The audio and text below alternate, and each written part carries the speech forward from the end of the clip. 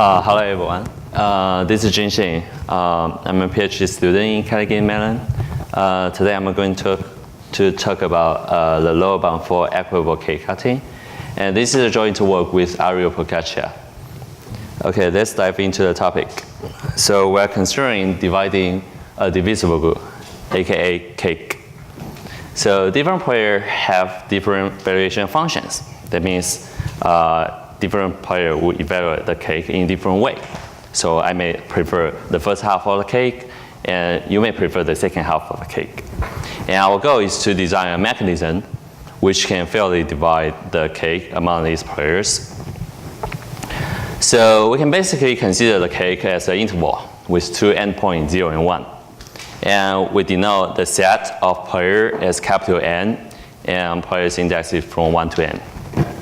And we consider the piece of cake as a finite union of joint intervals. So think of the mechanism design. It's like the protocol basically asking players some questions and gathering some information over the distribution. And then the protocol will make lots of cards and then give each player a piece of cake. So that's basically the whole process of the mechanism design. Okay, actually we have some basic assumption over the variation function among those players. So the first thing is that this cake is additive from each player's perspective. That means for each player, the total value of two pieces of cake will be the summation of the value of each cake. The second property is normalization. That means each player evaluate the cake as the same value in total. And the third property is that this cake is divisible. So that means for any given interval with value alpha, and for any given ratio, lambda from between 0 and 1, we can always find a subinterval within this interval such that the value is exactly lambda times alpha.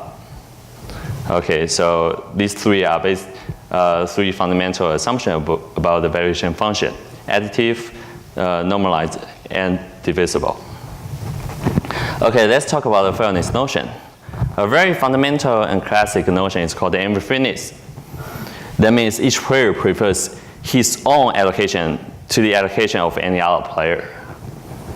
And in this talk, I'm going to talk about an even more natural and straightforward notion, which is called equitability. It's very simple. All players have the same payoff at the end of the day. Okay. Actually, this notion is very hard to achieve, and this is basically what I'm going to talk about later on.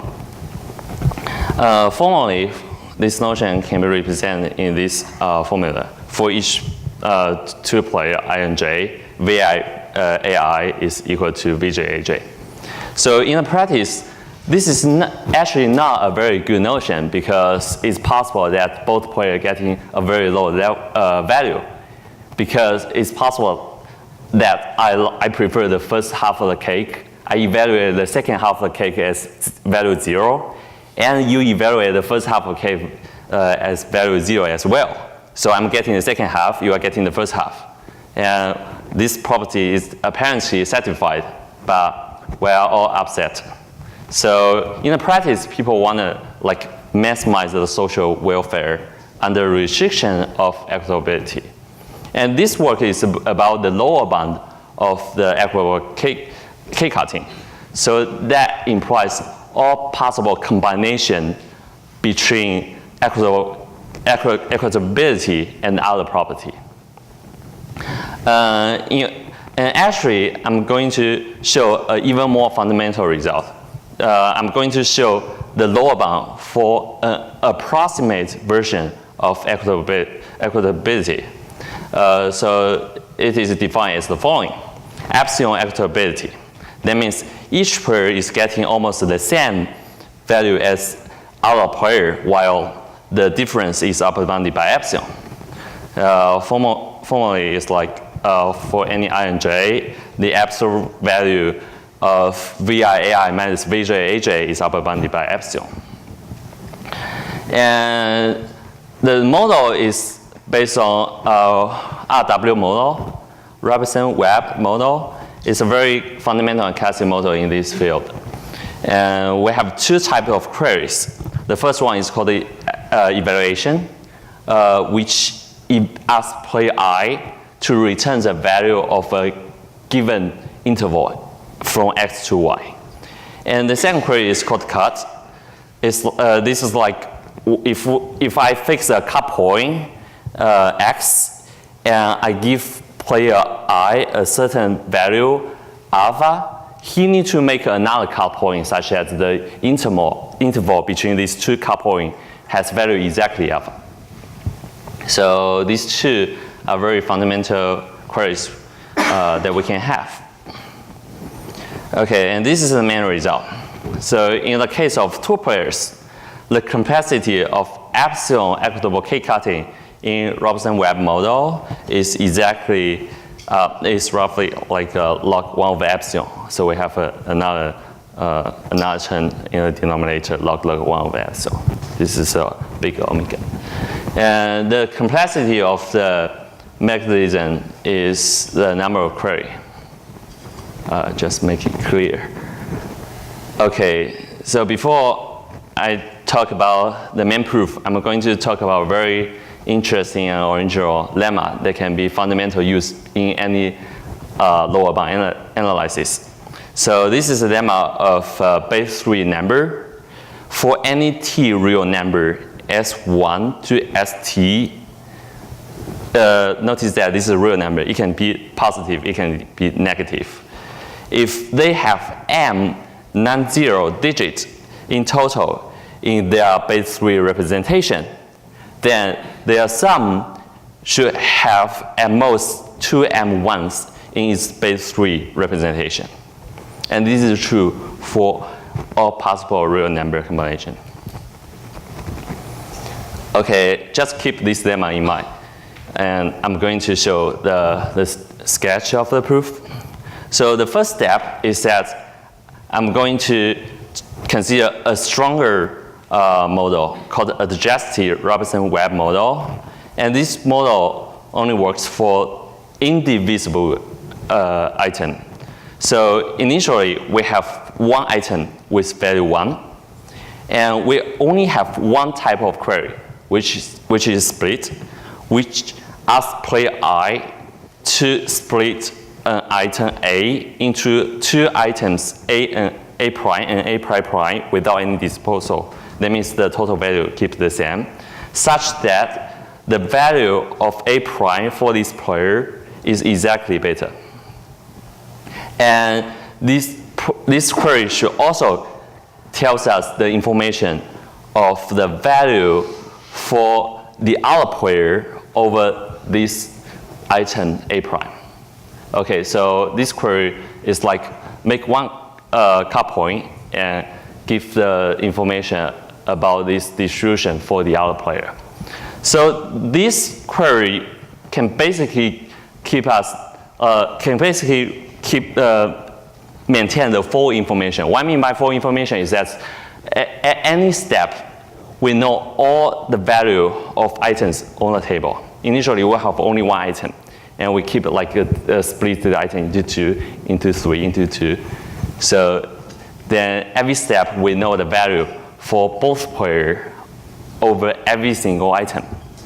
So, and it's easy to show this model is stronger than original Robertson-Webb model. Okay, and next step, I'm going to do some tricky thing. I'm going to normalize the total value to 0.5 instead of 1. So I'm going to show why I'm doing this later on.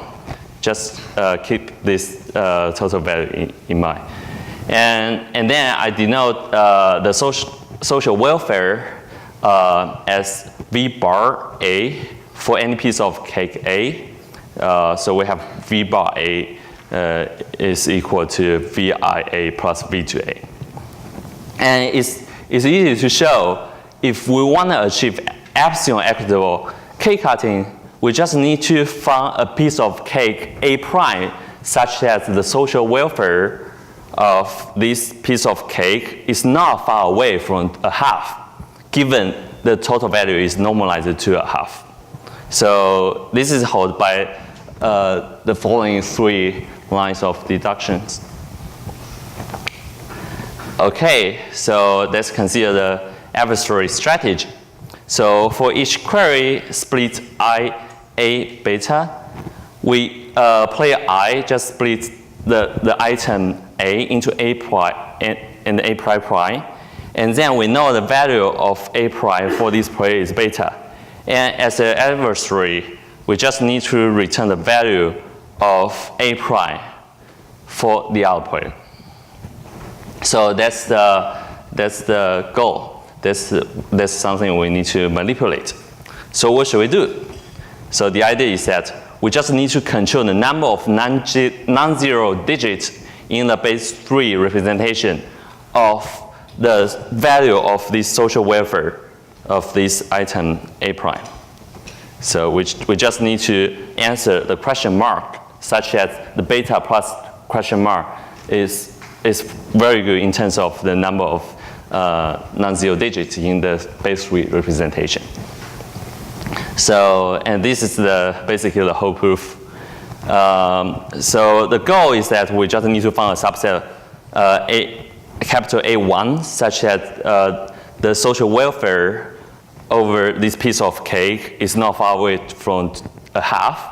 And another fact about base 3 number is that a half is exactly 0.111111. There are infinite numbers of ones in its base 3 representation. And then, since the idea is that we can control the number of non-zero digits of each single piece of cake we are making.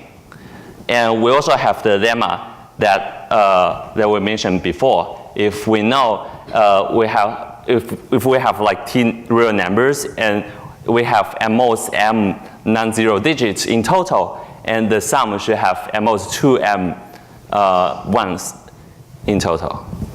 So that can basically guarantee that the possible payoff should be something like 0.11101, and there are at most 2m ones.